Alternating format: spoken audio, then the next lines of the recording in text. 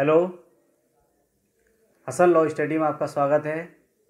आज की इस वीडियो में हम चर्चा करने जा रहे हैं हिंदू लॉ में हिंदू विधि में हिंदू दत्तक तथा भरण पोषण अधिनियम 1956 के अंतर्गत धारा 18 अध्याय 3 के अंतर्गत धारा 18 के बारे में, यानी हिंदू पत्नी का भरण पोषण के बारे में इस वीडियो में चर्चा करेंगे। अगर आप हमारे इस चैनल पर नए हैं तो मेरे चैनल नीचे रेड बटन दबाकर अभी सब्सक्राइब कर लें, बिल्कुल निःशुल्क है। मेरी इस वीडियो को लाइक करें, शेयर करें, कमेंट भी किया करें। देखिए, धारा 18 में पत्नी के भरण पोषण की बात की गई है।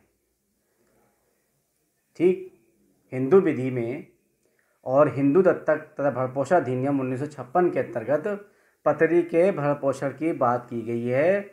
देखिए, हिंदू समाज में जब हिंदू व्यक्ति की शादी होती, विवाह होता है, तो उसके ऊपर एक पत्नी के भरण पोषण की जो दायित्व है वो उसके ऊपर आता है। पत्नी जीवन भर अपने पति के ऊपर निर्भर रहती है भरण पोषण के लिए, यानी कि उसका दायित्व, पति का दायित्व रहता है कि वो अपने पत्नी का भरण पोषण करे। धारा 18 में भी इसे बाउंड बना दिया गया है, एक दायित्व अधीन कर दिया गया है पति को धारा 18 के माध्यम से। धारा 18 में 3 बातें हैं। धारा 18 में 3 बातें ये हैं। पहली बात धारा 18 में ये कही गई है कि एक पत्नी अपने पति से जीवन भर के लिए या अपने जीवन भर भरण पोषण पाने की अधिकारिणी है। इस अधिनियम के से पहले शादी हुई हो या इस अधिनियम के बाद शादी हुई हो। ठीक, अगर किसी पत्नी की शादी इस अधिनियम से पहले हुई लागू होने से या बाद में हुई, दोनों पे अधिनियम लागू रहेगा और वो जीवन भर भरण पोषण पाने की अधिकारिणी है। दूसरी बात कौन सी कही, क्या कही गई इसमें धारा 18 में खंड 2 में दूसरी बात यह है कि भरण पोषण के दावे, एक पत्नी भरण पोषण के दावे कब कर सकती है। ठीक, कब कर सकती है? अगर उसके पति ने उसे बिना किसी कारण के अभित्यजन कर दिया है, त्याग दिया है या उसे छोड़ दिया है। यानी अगर शॉर्ट टाइटल बनेगा तो उसमें अभित्यजन लिखेंगे। अभित्यजन यानी कि किसी भी पति के द्वारा अपनी पत्नी को बिना किसी कारण के अलग कर दिया है, तो उस स्थिति में पत्नी अपने पति से भरण पोषण पाने की अधिकारिणी है। इसी में 18(2) में ये भी कहा गया, अगर कोई भी पति अपनी पत्नी के साथ क्रूरता भरा व्यवहार करता है, यानी क्रूरता की बात की गई है, क्रूरल्टी की बात की गई है, अगर क्रूरता भरा व्यवहार करता है तो उस पत्नी को भरण पोषण पाने का अधिकार हो जाता है, अपने पति से अलग रहने का अधिकार हो जाता है। और अगर पति ने दूसरा विवाह कर लिया है, ठीक है, एक से अधिक पत्नियां रखता है, तो उस स्थिति में पत्नी अपने पति से अलग रहेगी और भरण पोषण की भी अधिकारिणी हो जाएगी। कुष्ठ रोग से पीड़ित है, अगर पति कुष्ठ रोग से पीड़ित है,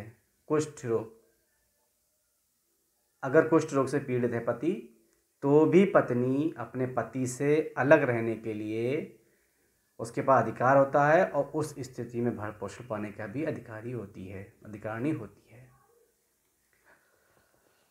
धर्म परिवर्तन, उसके पति ने अगर धर्म परिवर्तन कर लिया है, संन्यास ले लिया है और कहीं बाहर जाकर रहता है या हिंदू नहीं रह गया, यानी कि, तो उस स्थिति में भी पत्नी को अलग रहकर पति से भरण पोषण का अधिकार मिल जाता है। और भी कारण हैं 1-2, उस आधार पर भी पत्नी अपने पति से भरण पोषण ले सकती है।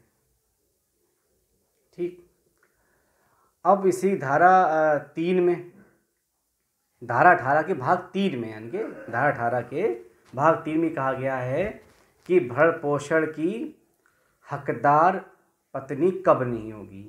मतलब कोई पत्नी भरण पोषण की हकदार कब नहीं होगी, तो कब नहीं होगी, इसमें भी 2-3 बातें बताइए। देखिए, पहली बात ये बताइए देखिए क्या है, पहली बात ये बुक में है, मेरे पास सामने रखिए। धारा 18(3) में ये कहा गया है कि अगर पत्नी हिंदू नहीं रह गई है, अगर हिंदू नहीं रह गई है तो भी उस स्थिति में पति भरण-पोषण के लिए कोई खर्च नहीं देगा।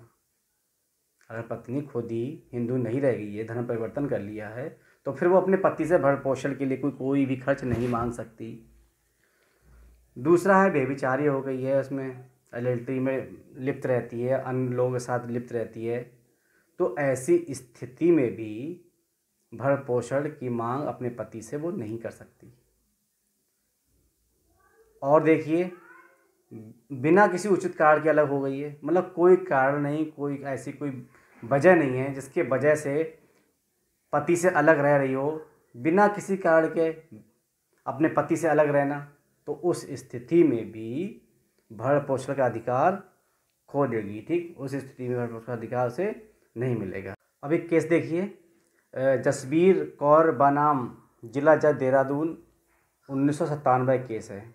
इस केस में ये फैसला आया था कि ये जो हिंदू दत्तक ग्रहण तथा भरण पोषण अधिनियम 1956 है, इसके अंतर्गत हर एक पति का अपने पत्नी के प्रति भरण पोषण का दायित्व है, तथा जो नाबालिग बच्चा है या जो अविवाहित पुत्री है, उस पुत्री के भरण पोषण का दायित्व भी पति पर रहता। इस केस में ये कहा गया। अच्छा, दूसरा केस एक और है, जयलक्ष्मी बनाम कृष्णा, सन 2003 का केस है। इसमें क्या था कि एक पति ने पहली पत्नी के जीवित रहते हुए दूसरी पत्नी से विवाह कर लिया और पहली पत्नी से तलाक भी नहीं हुआ था, तो जो बाद वाली पत्नी है वो भरण पोषण का दावा नहीं कर सकती, क्योंकि जो दूसरा विवाह है वो शून्य विवाह है, और जब विवाह शून्य होता है तो भरण पोषण का कोई भी अधिकार नहीं दिया जाता, क्योंकि हिंदू विधि के अंतर्गत एक ही विवाह मान्य है। दूसरा विवाह अगर कोई करता है तो वो फिर शून्य होता है और सजा का भागी भी माना जाता है वो व्यक्ति। आज की इस वीडियो में मैंने चर्चा की हिंदू दत्तक तथा भरण पोषण अधिनियम 1956 के अंतर्गत धारा 18 के बारे में, यानी कि पत्नी के भरण पोषण के अधिकार के बारे में। अब मिलते हैं अगले वीडियो में, तब तक के लिए बाय। जुड़े रहिए हसन लॉ स्टडी के साथ।